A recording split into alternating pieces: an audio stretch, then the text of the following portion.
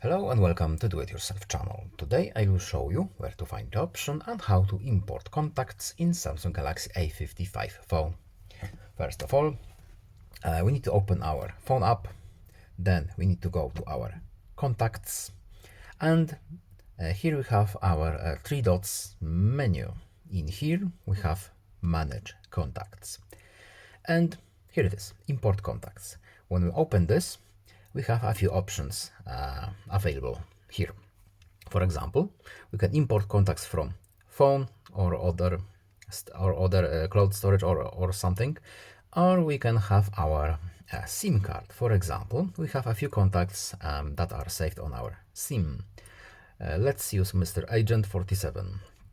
Done, and let's import it to phone. Import. And now our contact has been moved from our SIM card to our phone. And that's all. I hope this video is helpful to you. Please leave a like and subscribe. Have a nice day and see you in the next video. Goodbye.